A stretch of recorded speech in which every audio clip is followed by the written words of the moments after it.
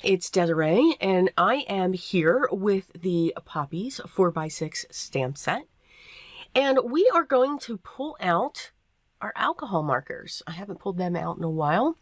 Just wanted to continue to keep practicing with those. When I stamp this image, I'm going to use my black Memento ink. That's the ink that I used when I do use my alcohol markers. It's just something that I've always started using. I know there's others out there and I really haven't tried them. So this is kind of my go-to when it comes to that. I'm stamping this on Nina Solar Crest, 80 pound. And I always want to make sure that whenever I stamp it, I'm going to use my markers, that this is dry. For me, that's key. I don't like to heat set it because I don't want the paper to warp. So I just sat it down for about 10 minutes. You know, pulled all my colors, got everything ready, and then I was fine. The way that I use alcohol markers is, everybody uses them differently, but depending upon the image size, I will cover up the entire image, and in this case I can do that because these are small florals. If they were larger, I may do a petal at a time, but for these, I'm putting down the lightest color first to get the paper saturated.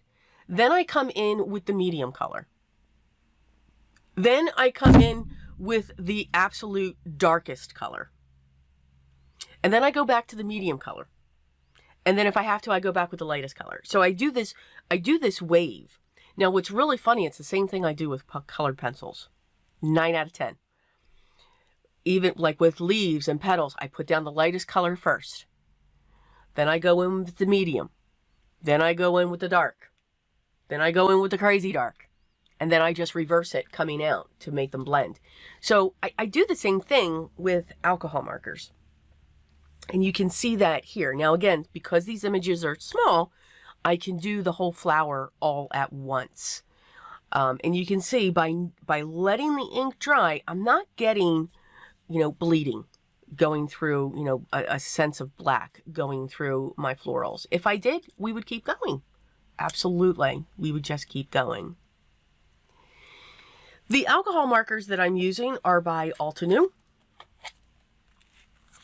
They're really comfortable in the hand, but I did like the color choices that they have.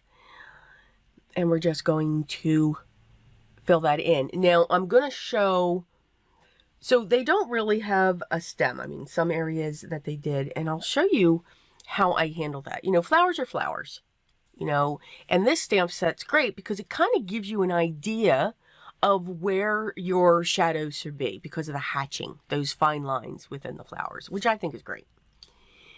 But like, you know, it's just a very thin stem. It doesn't mean you cannot put your colors on that.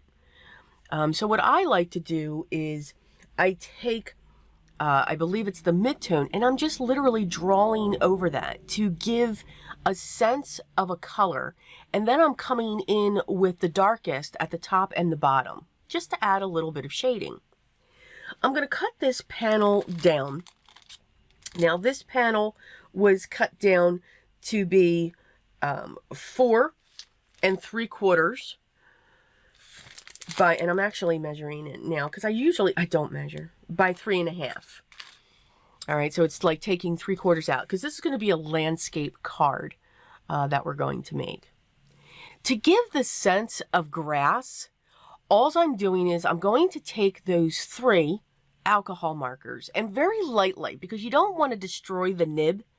If you press too hard against the edge of that cardstock, you could actually chew up the nib.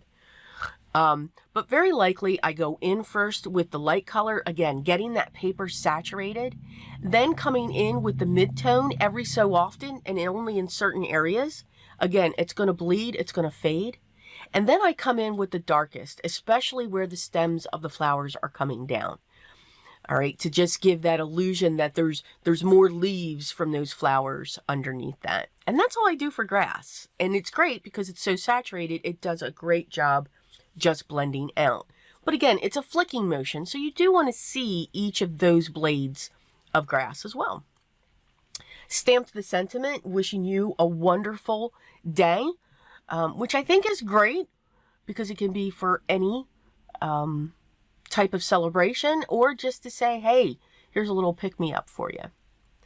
I'm going to adhere this panel using my tape runner onto a 4 by 5 1/4 mat, and I'm putting this down on my A2 size card base, which is 4 1/4 by 5 1/2, and it will be a siding. I added some gems just in the outer part, just to give it a little bit of sparkle. As always, I hope you enjoyed today's project, and by all means, everything will be listed down below that I use, so make sure you check that out.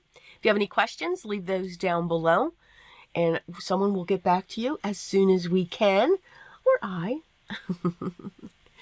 Enjoy your time creating your art. Always smile and have fun with it, but most of all, always be creative. And I'll talk to everyone in the next one. Take care, guys.